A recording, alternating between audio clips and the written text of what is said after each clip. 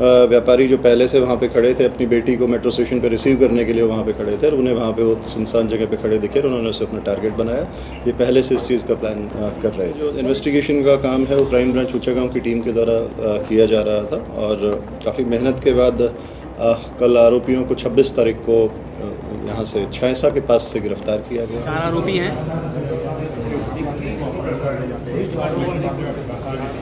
21 मई की रात को बल्लभगढ़ के एरिया के अंदर थाना सेक्टर 8 के क्षेत्र के अंदर रात को कुछ बदमाशों ने हथियार के दम पे एक व्यापारी से उसकी गाड़ी जो है वो लूट ली थी तथा उसका अपहरण किया था और उसे अपने साथ ले गए थे और बाद में जो उनको नोएडा से जो है बंधक जो है उसे वहाँ से छुड़ाया गया था और उसके वापस आने के ऊपर यहाँ पे जो शिकायत दी गई थी उसमें FIR नंबर 332 जो है सेक्टर 8 पुलिस स्टेशन में 379B 394 506 और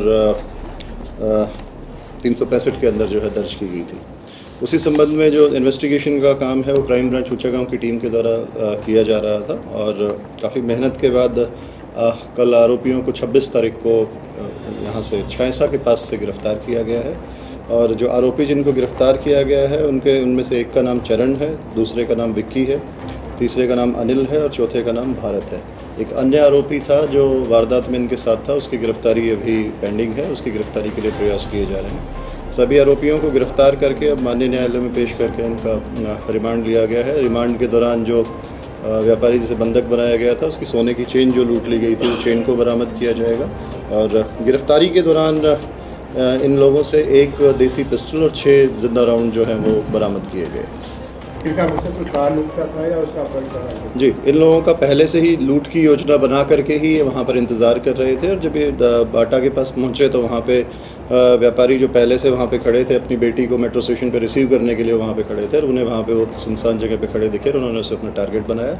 ये पहले से इस चीज़ का प्लान कर रहे थे। जी, जो मैंने बताया जो 4 आरोपी गिरफ्तार किए गए हैं इनमें से एक आरोपी के पहले 7 क्रिमिनल केसेस हैं जिसके अंदर पहले भी लूट की वारदातें और छीना झपटी के हथियार के दम पे जो छीना झपटी के मामले हैं वो पहले से दर्ज हैं और एक अन्य आरोपी के खिलाफ 2 लड़ाई झगड़े के मुकदमे जो दर्ज हैं। बाकी 2 आरोपी जो और हैं उनका अभी कोई क्रिमिनल रिकॉर्ड अभी तक सामने नहीं आया है। रिमांड के दौरान ये पूछताछ की जाएगी। बात करें शिक्षण योग्यता की, कितनी योग्यता है, कितने पढ़े लिखे? इनमें से एक आरोपी चरण जो है वो 10th तक पढ़ा हुआ है और अनिल जो है वो अनपढ़ है और एक ओयो होटल फरीदाबाद के अंदर चलाता है, बेसिकली पानीपत का रहने वाला है और जो भारत है वो 12वीं तक पढ़ा हुआ है।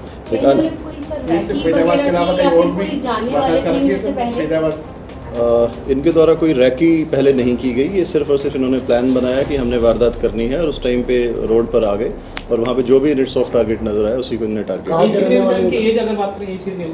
इनमें से एक आरोपी जो है वो लगभग 40 वर्ष का है, एक की उम्र 23 साल है, एक की उम्र 28 साल है और इनकी अगर आप जो काम करने की जो आप पूछ रहे हैं तो इनमें से कोई भी प्रॉपर्टी रेगुलरली बेस पे कोई भी एम्प्लॉयड नहीं था। इनमें से एक जो चरण है वो छोटा मोटा प्रॉपर्टी का अपना कोई काम करता है तथा एक अनिल जो है वो ओयो होटल अपना चला रहा है।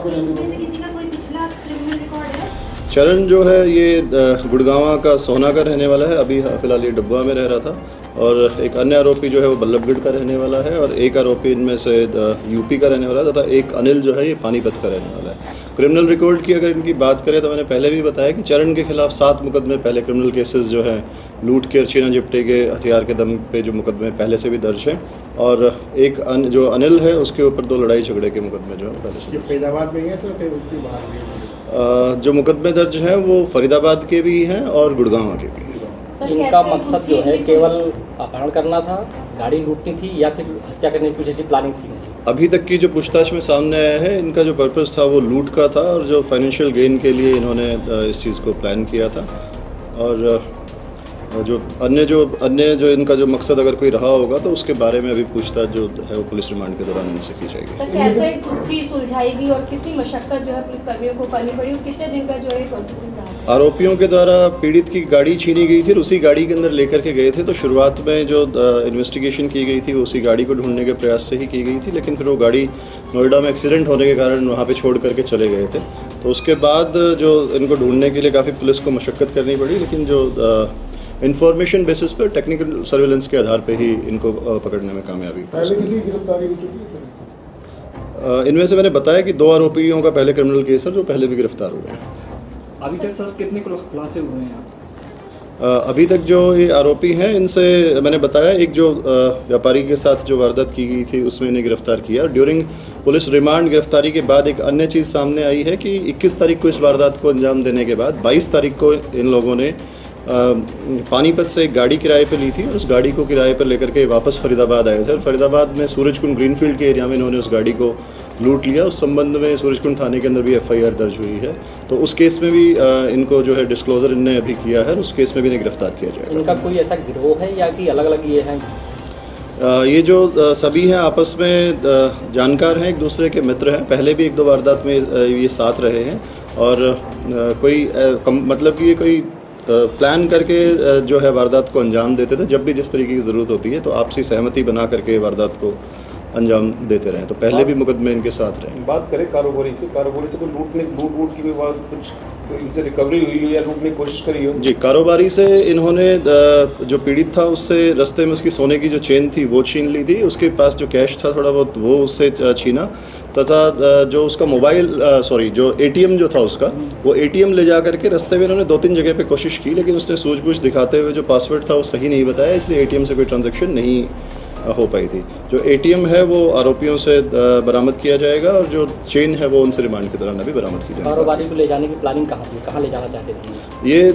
पहले इनका कोई प्लान सच नहीं था, लेकिन जब उन्होंने वारदात को अंजाम दिया और उसके बाद जब उसे लेकर के पैसे निकालने की जो कोशिश कर रहे थे, उसी दौरान इन्होंने ये प्लान किया कि इसको ऋषिकेश ले जाने का इनका जो इरादा था। उसी संदर्भ में नोएडा होते हुए आगे बढ़ना चाह रहे थे, जहाँ गाड़ी का एक्सीडेंट हुआ और जो प्लान था वो उनका उस हिसाब से एग्जीक्यूट नहीं हो पाया। अभी तक कोई ऋषिकेश का सच नेटवर्क नहीं आया है। जो पूछताछ में सामने आया तो उन्होंने बताया कि जी वहाँ पे हम पहले भी घूमने के लिए जाते रहे, तो हमें उस एरिया का थोड़ा सा पता था, तो इसलिए हमने उस जगह को चुना कि उधर हम इसको लेकर के जाएंगे और उस दौरान इसका पासवर्ड पूछ करके और ATM से जो एक्स्ट्रा पैसे निकालने हैं वो कोशिश करेंगे। ज़्यादातर वारदातें इन्होंने गाड़ी में अपहरण कर फिर लूट की, फिर जो ज़्यादातर वारदातें हैं वो लूट की। और भी कुछ इनके गिरोह में और भी होंगे? जी, इनके गिरोह के अंदर अभी कोई अन्य सदस्य, जो मैंने बताया कि एक अन्य युवक है जो इनके साथ शामिल था, जिसकी हमने पहचान कर ली है, उसे गिरफ्तार किया जाएगा। उसके अलावा अन्य किसी आदमी का नाम अभी तक का नहीं आया है।